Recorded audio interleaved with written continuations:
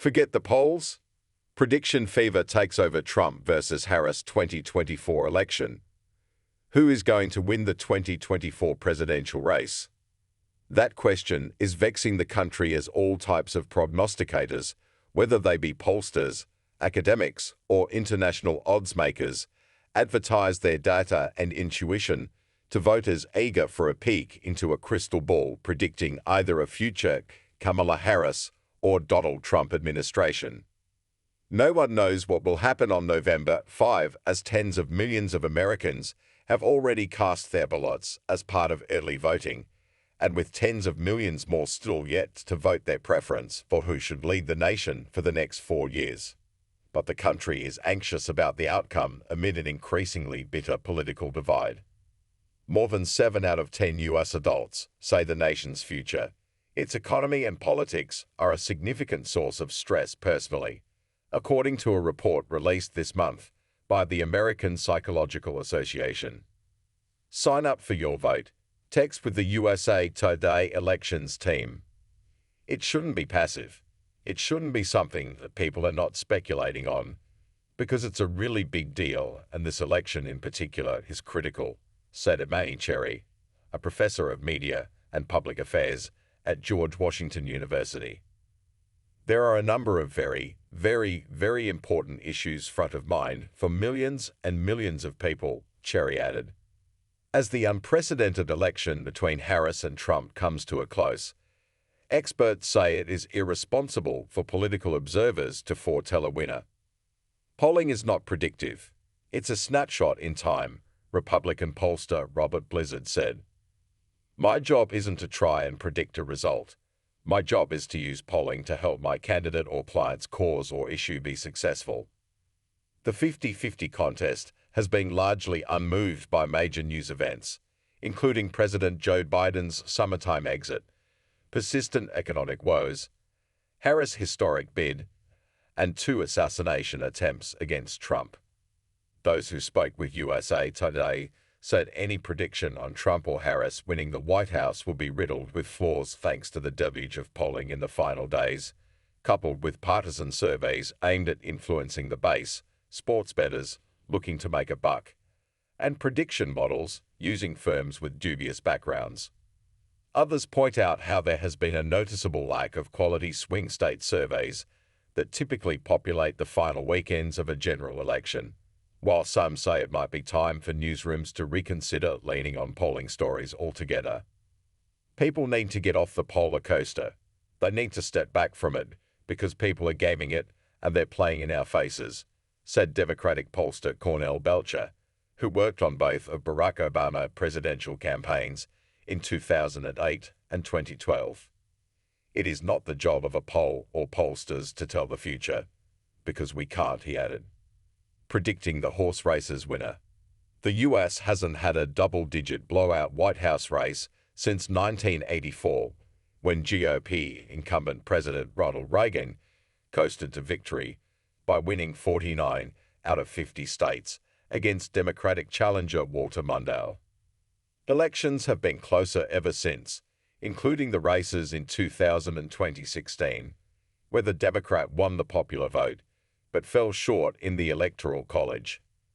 Add to the mix a hyper-competitive media landscape, and now in 2024 a cottage industry of pollsters, pundits, and even gamblers who seek to give each side, and nervous undecided voters, a preview of what will happen. Chief among them is 538, which since 2008 has become the most popular database that strategists, news organizations, and average viewers often cite in the horse race for the most powerful job on the planet. It utilizes a complex statistical model on potential outcomes and currently favors Trump, who wins 51 out of 100 simulations. But critics say people shouldn't read too much into these models, given they often use polling firms with different ratings of accuracy. Fig38, for example, reminds its audience how Harris once held a higher probability of winning weeks ago, and that it could change if a few good polls show up for the incumbent vice president. The site notes how, when the chance of winning hovers in the 50s, It is a little better than a coin flip for the leading candidate, and its founder, Nate Silver, penned a New York Times op-ed saying, "50-50 is the only responsible forecast during this cycle. And the models aren't always right, such as in the 2012 election, when then-President Obama defied the trajectory to defeat his Republican challenger, Mitt Romney. Trump similarly overcame forecasts that predicted Democratic nominee Hillary Clinton would win in 2016.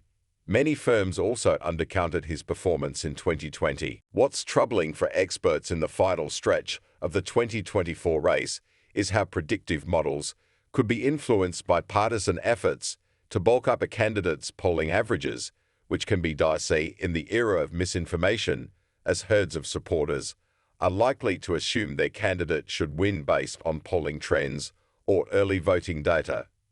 The New Republic reported earlier this month about a flood of Trump-aligned polls being released over the summer with the goal of impacting changing election forecasts in his favor. For Trump supporters especially, there is a worry that his loss may ignite a reaction similar to the January 6, 2021, riot at the Capitol, should the former president lose. Blizzard, the GOP pollster, said he hasn't conducted any surveys for the Trump campaign this year, but he's certain there are firms on both sides of the partisan divide who only spotlight data showing their side doing well while burying the bad polls. If I don't know the pollster, meaning if they don't have actual clients, a clear track record, or only do horse race polling, I'm less likely to even care about their numbers, he said. Most campaign polling is over at this point in the race, Blizzard said, and legitimate firms have shifted to using their data to make decisions about advertising and other resource allocation. What experts find more worrisome than bad actors looking to manipulate the narrative is how few people understand that a point or two lead is a statistical tie that can go either way. Shiri, the media and public affairs professor, said the press plays a significant role in this conversation because polling stories are easier to feed audiences. She said more emphasis is needed on the consequences of Harris and Trump's policy differences. Rather than making predictions, Shiri said she focuses her students on grassroots conversations among voters about the stakes of the White House race and the ways people can be engaged in the democratic process over entertainment-styled coverage about who will win. It's not that I don't think polls have a place in this political discourse, but oftentimes they are so myopic, she said, especially when we're really talking about numerous variables that are going to come into play in people's choices, and for people who may say, all the polls said Trump was going to win, and he didn't. It was rigged. An iffy and dangerous business. About 34 million Americans have voted early already in 2024, with Democrats holding a slight edge, according to the University of Florida Election Lab, which tracks the numbers daily. It shows roughly 41% of votes cast have come from registered Democrats versus 35% from registered Republicans, for instance. But those who have measured the American voters' mindsets for years say there are perils with diving too deep into early voting data as well. For starters, much of the early voting data is based upon states where people register by party.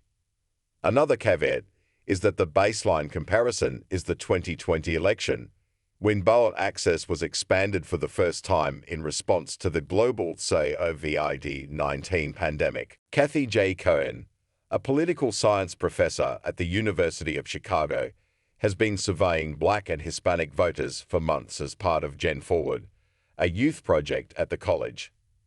The average American doesn't realize the limitations or nuances of polling data, she said, including sample size, demographic representation, and how the survey's questions are worded and ordered, all impact each survey's result. Cohen said, "There's a big difference and a big gap between people answering a survey and people putting on their coat, getting in a car, taking the bus, waiting in line, and making sure they're registered to cast a vote," Cohen said. Instead of paying attention to possible outcomes, Political observers should focus on trends across an election cycle.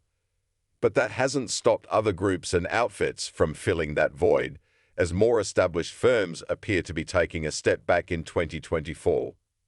Many offshore betting markets, such as Polymarket, the world's largest crypto trading platform, have been cited by Trump and his allies, with predictions that the Republican will win a second, non-consecutive term as president. One French trader reportedly bet a total of $28 million across 4 different accounts on the GOP nominee returning to power. Joshua Barton, a spokesman for betonline.ag, said betting on U.S. elections on everything from who will win to turnout levels has skyrocketed in popularity over the past decade. As far as the amount wagered, it will eclipse what the Super Bowl does because there are so many big bettors that come in they want a stake on who's going to win this election, Barton said in an interview. Some may never wager on anything else for another 4 years, he said, but participants want to have action on the outcome. It's still murky how much these and other yardsticks, such as the stock market's levels ahead of presidential elections, can predict who might prevail between Trump and Harris. But it concerns Cohen and other academic experts who say polling should be more about identifying how Americans are thinking, rather than fortune-telling or money-making. They can be used to give some sense of a prediction, but I would be leery of weighting too much of our sense of what's going to happen based on polls, she said. It's an iffy, dangerous business when you're talking about human behavior.